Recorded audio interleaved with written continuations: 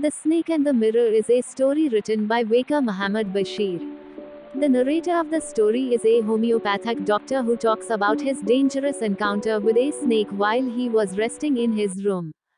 Being a doctor himself, he narrates this tale to some people about his feelings of having a face to face confrontation with a huge snake. He begins the story with how he lived in a small rented room as a bachelor. One hot summer evening, he was returning to his room after having a meal at a restaurant. Suddenly, he heard a noise from the roof of his room that sounded familiar, but he ignored it. His rented room was in a terrible state where there was regular traffic of rats to and from the beam of his room. The tiled roof of his room was supported by gables, which in turn were held up by the beam. As there was no electricity, he quickly took out a box of matches and lighted the kerosene lantern kept on his table. Since the homeopath's income was comparatively low, he could not afford to stay in a plush house with clean surroundings. He had around 60 rupees in his suitcase, along with a few shirts and dhotis and one solitary black coat which he would often wear. Soon, he took off his coat, shirt and vest and hung them up on a hanger. He opened the windows of his room and made his bed and pulled it closer towards the wall. He tried to sleep, but couldn't due to the humid weather. He rose from his bed and went to get some fresh air in the veranda, yet the weather was dry outside. He returned to his room, sat down on a chair and opened a box beneath the table and took out a medical book named Materia Medica to read. While he opened to read it, there was a large mirror beside the lamp and a small comb kept near the mirror. Again, he heard the same noise coming from above the roof, yet he ignored. Who doesn't like admiring oneself when they see themselves in the mirror? The doctor was no exception. So, as he began gazing at the mirror, he couldn't help admiring himself and wanted to look more presentable.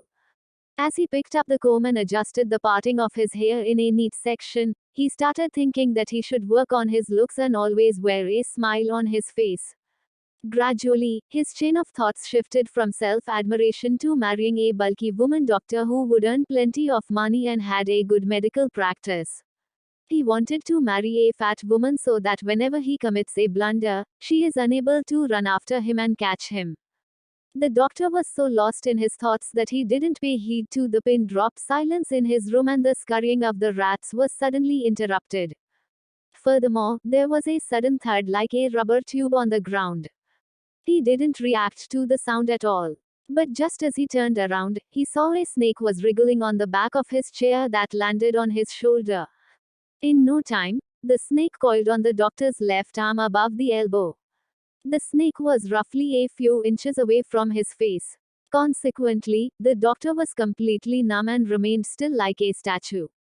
At that moment, the doctor could feel that God might have punished him for his arrogance. He realized that he was a simple human being and he should not have bragged about his looks. While the doctor was lost in this realization, the snake slowly moved away from him and went closer towards the mirror. As the snake observed itself in its reflection, it was filled with admiration of its own beauty.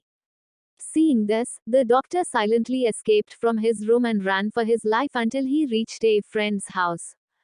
The next morning he returned to his room to find that all his belongings were robbed except the dirty vest hanging on his room's hanger.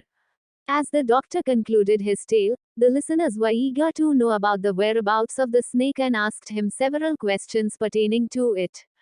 The doctor finally wrapped up his story stating that he never saw the snake again and assumed probably it was enticed by its own beauty.